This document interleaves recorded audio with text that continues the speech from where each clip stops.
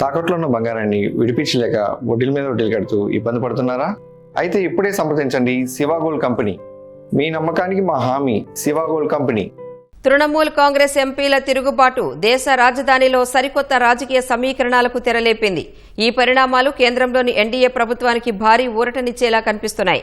వచ్చే వర్షాకాల సమావేశాల్లోనే మోదీ ప్రభుత్వం అత్యంత ప్రతిష్టాత్మకంగా భావిస్తున్న నియోజకవర్గాల పునర్విభజన బిల్లును మళ్లీ పార్లమెంట్లో ప్రవేశపెట్టే అవకాశం ఉన్నట్లు తెలుస్తోంది.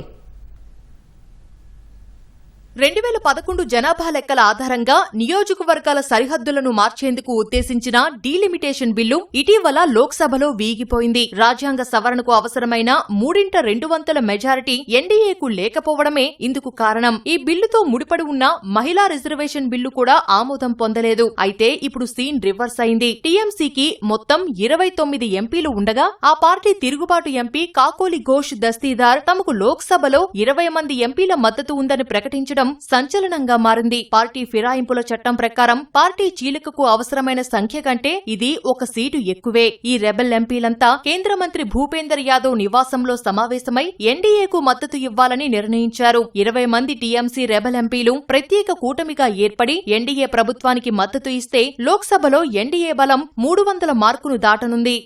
మరోవైపు తమిళనాడు అసెంబ్లీ ఎన్నికల్లో ఓటమి పాలైన స్టాలిన్ నేతృత్వంలోని డీఎంకే కాంగ్రెస్ వైఖరిపై నిరసనగా ఇండీ కూటమికి దూరం జరిగింది. ఈ నేపథ్యంలో డీఎంకే నుంచి కూడా షరతులతో కూడిన మద్దతు పొందేందుకు బీజేపీ చర్చలు జరుపుతోంది. ఇది సఫలమైతే ఎన్డీఏకు 3/2 మెజారిటీ మరింత సులువవుతుంది. ప్రస్తుతం లోక్సభలో 543 స్థానాలకు 3 ఎంపీల మరణంతో 3 స్థానాలు ఖాళీగా ఉన్నాయి. ఫలితంగా 3/2 మెజారిటీకి 360 మంది ఎంపీల మద్దతు కావాలి. ప్రస్తుతం ఎన్డీఏ బలం 293 కాగా 20 మంది టీఎంసీ రెబెల్ ఎంపీల మద్దతుతో 313కు చేరనుంది. 22 మంది ఎంపీలు ఉన్న డీఎంకే మద్దతు కూడా లభిస్తే ఎన్డీఏ బలం 335కు చేరుతుంది. ఇటీవల కీలక బిల్లుల సమయంలో క్రాస్ ఓటింగ్ ను దృష్టిలో పెట్టుకుంటే ఎన్డీఏకు 348 మంది ఎంపీల మద్దతు లభిస్తుందనే అంచనాలు వెలువడుతున్నాయి. ఫలితంగా మ్యాజిక్ ఫిగర్ అయిన 360కి ఎన్డీఏ కేవలం 12 ఓట్ల దూరంలో నిలవనుంది. మిగిలిన ఈ కొద్దిపాటి వ్యత్యాసం చిన్న పార్టీలు స్వతంత్రుల ద్వారా అధిగమించవచ్చని బీజేపీ ధీమాతో ఉంది.